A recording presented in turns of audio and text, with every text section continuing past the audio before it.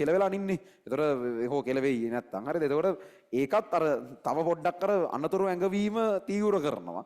ළඟ දෙන්න තියෙන එක එක අයගේ එක එක විදිහයි. දැන් ඇවිල්ලා නම් තියෙන මම මේ කියන තත්ත්වයට මුණ දීලා ඇති. එන්න නම් තියෙන්නේ මුණ දෙයි ළඟදීම. ඒතර කොහොම හරි මේ ඔය දැන් අගෝස්තු නිවාඩුවට කලින් ගොඩක් වෙලාවට වාර විභාගයක් තියෙනවනේ. ඕකෙනොත් හොම්බෙන්ම ඇනෙනවා. ඒ කියන්නේ ආයේ මේ හොඳ වයින් ඕකවත් ඇන ගන්න ඕගොල්ලෝ. එහෙම තමයි ඉතින් 60 හැරද ඒක. අපේ කාලෙත් එහෙම වෙනස් වෙච්ච ගොඩක් ඒවා එහෙම තමයි ඉතින්. ඒ කියන්නේ යන විදිහ ඉතින් ළමයිනේ ඉතින් වැඩ කරන විදිහක් තියෙනවා. හමාරක් වෙලාවට උන්ට තේරෙන්නේ හොඳයින් පාරක් හම්බෙන්න ඕනේ තමයි හැටි. ඊට පස්සේ අගෝස්තු නිවාඩුව තමයි උන් වෙනස් වෙන තැන. ඒ කියන්නේ මේ වෙනකන් දැන් මොකද සැප්තැම්බර් වල පටන් ගන්නවා අලුත් මේ රිවිෂන් වල වැඩ පටන් ගන්නවා. මොනවා හරි මේ වෙනකන් වැඩවල අඩුපාඩු තියෙනවා නම් ඒව හදා ගන්නත් සැප්තැම්බර් වලින් එහෙමත් chance එකක් හම්බ වෙනවා.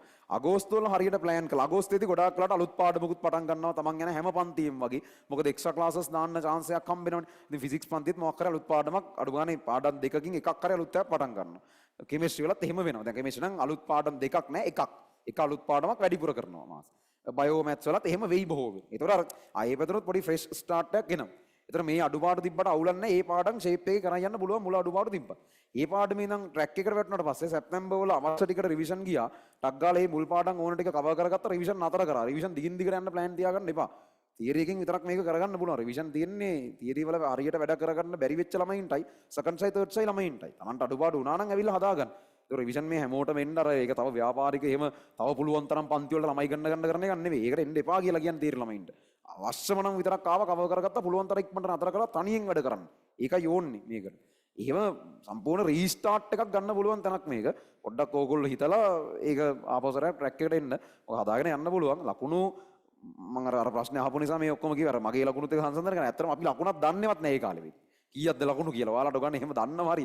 අවුල් කියලා හරි. ඒතර ඕන තරම් ළමයි ඉන්නවා පටන් ගද්දි පළවෙනි පේපර් එකේ 10යි 20යි ලකුණු ගන්නෙ. ටික හදා හිතන්නකෝ මාසෙකට ලකුණු 4ක් 5ක් ඉම්ප්‍රූව් කරගත්තා කියලා. ඉතින් මාස 10ක් අද ලකුණු 50ක් ඉම්ප්‍රූව් කරගෙන. ඉතින් ලකුණු 20ෙන් පටන් ගන්න එක 70 ගානක එතන ඉන්නවා. ඉතින් ලකුණු 5ක් බැයිද ඉම්ප්‍රූව් කරගන්න මාසෙකට අලුතෙන් පාඩම් ඉගෙන ගන්නවා. ඒ වගේ ලකුණු එනවා. ඒව හරියට කරනවා. පරණ ඒවා රිවිෂන් වලින් ඕන නම් කවර් කරගන්නවා. පාස් පේපර් කරනවා. තව මේ යන පේපර්ස් කරනවා. ඔයාලට තේරෙන්න ඕන හරියට ප්‍රැක්ටිකලි මේක කරොත් අඩුම ගානේ මාසෙකට ලකුණු 4ක් 5ක් එකතු කරගන්න පුළුවන්. ඒතර මාස 10ක් යද්දි ලකුණු 50ක් එකතු වෙනවා. එතනින් ඔයාලා ලකුණු 60 70 රේන්ජ් එකේ ඉන්නවා. කියන්නේ ඒකේ රේන්ජ් එකේ ඉන්නවා. හැබැයි ඉතින් වැඩ කරන්න ඕනේ. මෙච්චර කල් ආපු ක්‍රමේ හරියන්නේ නැහැ. ෆුල් වෙන මිනිස්සෙක් වෙන්න අන්තිම අවුරුද්දේ. ඒ කියන්නේ ඒක කරන්න ඒක ඔයාලා වෙනුවෙන් ඒක තීරුම් අරන් කරන්න. මේ මගේ අන්තිම අවුරුද්ද මෙතනින් මාව මැනෙනවා. ඔයාගේ උපරිමේ නැති ඊට අඩු එක්කින් ඔයාව මැනෙන්න දෙන්න එපා. ඒක පට්ට අපරාධයක්. ඒ කියන්නේ උඹලට පොටෙන්ෂල් තියෙනවා. මේ එළිය මිනිත්තු වෙන උඹලගේ මේ පල්ලෙහා වර්ෂන් එකකින් උඹලව මයින්නවා. එහෙම වෙන්න ඕනේ නැහැ නේ ඔයගොල්ලෝ. හරි දැන් ගන්න ඕන ආතල් ගත්තනේ අවුරුදු එකමාරක් විතර තිස්සේ. දැන් ඇති. අන්තිම අවුරුද්දේ මේකට ෆුල් බහින්න. ඊට පස්සේ ආය අර හිටපු පිස්සා වෙන්න කමන්නේ නැහැ. ඒ අවුරුද්ද ඉවරනාට පස්සේ.